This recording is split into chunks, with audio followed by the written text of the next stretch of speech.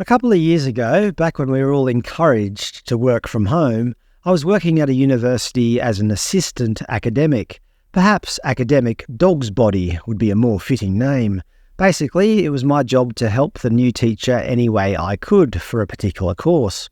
His name was Cam and was from Vietnam, with a PhD in computing or whatever. I'd only spoken to him via email, but he seemed nice enough. Boy, was I wrong, in more ways than one. This is the ongoing nightmare that is my horrible boss and continues to this day.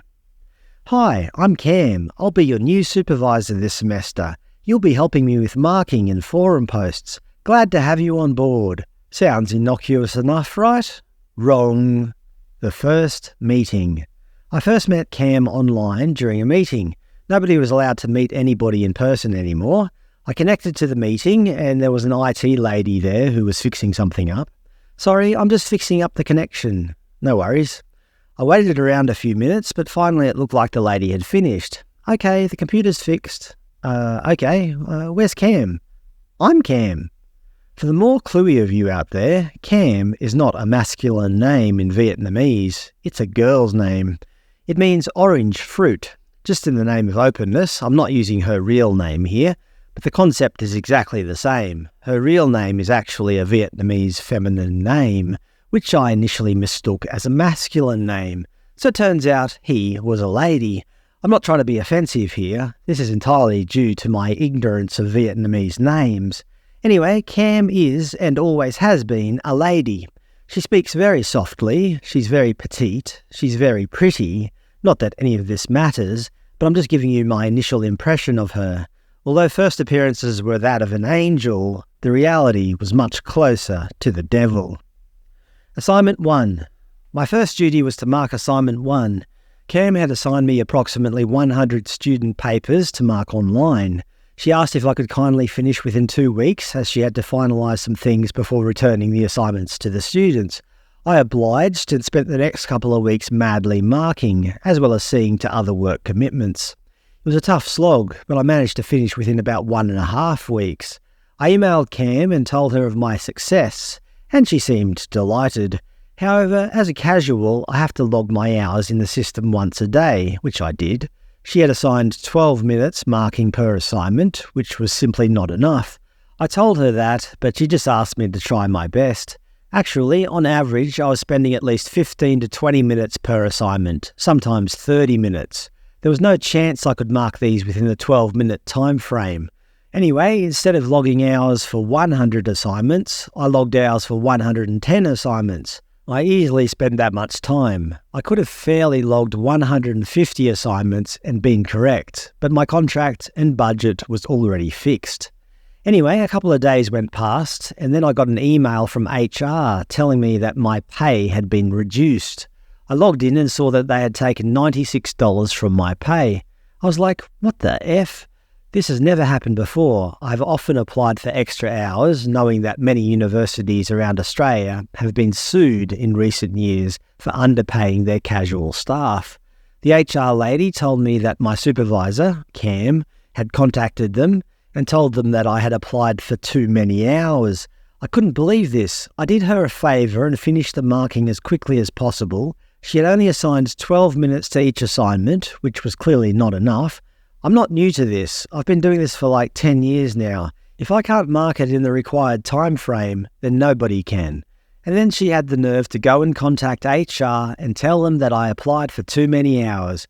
And then they garnished my salary. It's not like I was stealing from the university.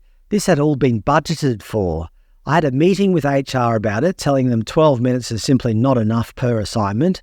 And they just said that I had to take it up with the faculty, with the computing school. But I knew it had nothing to do with them. It was all on Cam. A couple of weeks went past and I noticed that students were starting to complain that their assignments hadn't been handed back yet, the ones that I had finished marking 2 weeks prior. It had been 3.5 weeks since they had handed their assignments in. There were forum posts stating, "When will our assignment 1 be returned? I hope our A1 is returned soon so that we can use the feedback to help with A2. Isn't it university policy that all assignments are marked and feedback returned within 3 weeks?" Silence. Cam never replied to them. So I posted a quick message. Yes, the assignments are marked. I'll find out what's happened and get back to you ASAP. I contacted Cam and let her know that all these students are waiting for their feedback. One day later, she replied on the forums, "It is not university policy that feedback is returned within 3 weeks. It is a recommendation. The feedback will be returned when it is ready." I couldn't believe this. She'd asked me to finish these assignments early, garnished my salary in the process, and then delayed handing them back to the students. She actually didn't hand them back until a few days later, the same day assignment 2 was due. Understandably, the students were pissed off. Sick leave. A few weeks into the semester, Cam tested positive to a particular illness. Can you guess which one? Remembering this was a couple of years ago when people were on high alert about certain pathogens. Anyway, she took official leave from her online duties. Just like me, she was working from home, but due to her illness, she was unable to run Lecture 3, which she informed the students about. They were perhaps a little bit upset, but understood. The next week, she had to cancel Lecture 4 because her nose was still runny. Her words, not mine. Although the students didn't like it, they kind of had to accept it. To cut a long story short, out of the 10 online lectures she was meant to run, she only ran 4. With assignment feedback often being returned late, lectures being cancelled, rudeness by the examiner in the forums, understandably, the students didn't rate her very well at the end of the semester and left her a few choice comments in the forum. Here's one example. "This was the worst course I've ever studied." It wasn't very nice to the students, but to be fair to them, she wasn't very nice either. 2 weeks later, I was told that Cam was no longer at the university. I never found out the reason why, but I suppose we can all guess. 2 years went by, so just a few months ago, and I was relatively happy considering. But then I got an email from a different university, from a different state, offering me a job as a casual academic, remembering that's code for academic dog's body. It was a legitimate email, but I wondered how the hell they got hold of me. So I asked, "Yes, that sounds great, but how did you find out about me?" "Oh, we have a lovely new teacher here who has worked with you before. Her name is Cam. She'll be your new supervisor." I almost screamed. I couldn't believe it. I knew Cam, and I knew she wouldn't have recommended me unless there was something in it for her. I went and spoke to my wife about the job offer and told her that I don't want to work for this lady again. She's a nightmare. But then my wife convinced me that it's a new university, a new opportunity. Maybe it'll be a lot better than I imagine. It wasn't. I started the new job and it was already partway through the semester. There was only about 2 weeks remaining to mark about 100 outstanding assignments for Assessment 1. I told Cam that I still hadn't received a contract from the uni, but she just said, "Don't worry about that, you'll get paid." I asked her how many minutes had been assigned to each assignment, and she told me 15. I had a look at the assignments before I accepted, and I thought that 15 minutes was a bit tight, but possible, so I got my head down and smashed out those 100 assignments in about a week and a half. I knew time was tight because we were already a few weeks into the semester. My contract still hadn't come through, so I emailed her again, and she said, "Oh, I haven't submitted that yet. I'll do that sometime this week." So she conned me into marking these assignments before she had even applied for a contract. I know, it's my own stupid fault. Anyway, I found out a few days later that the assignments were worth only 10 minutes, not 15. I emailed her, "Hey, you told me these assignments were worth 15 minutes, but I'm only being paid for 10. She said, "Oh, I'm sorry, I accidentally told you the wrong number." So I was only paid 2/3 of what I agreed to. I know she did this on purpose. She knew I wouldn't accept if it was only 10 minutes. Finally, I got paid for the first assignments 5 weeks after I'd finished the marking. I don't know why she's so tight with this. It's not her money. 4 of the 100 assignments that I marked, the students had accidentally submitted the wrong file. So as I usually do, I contacted the students directly and informed them that they had submitted the wrong file. It's almost always an innocent mistake, so the students are always grateful that I allow them to make a resubmission. I mean, you can see the date on their file, so nobody's cheating here. All examiners that I have worked with in the past have been happy with this, but not Cam. One night at 11:30 p.m, she sent me an angry email. "Please do not offer for students to make resubmissions. If they hand in the wrong file, that's their fault. They deserve a grade of 0. I don't understand why this lady is so mean. I mean, she's obviously been a student herself for a long time, having attained a PhD. What if her lecturers gave her a mark of 0 because she accidentally handed in the wrong file?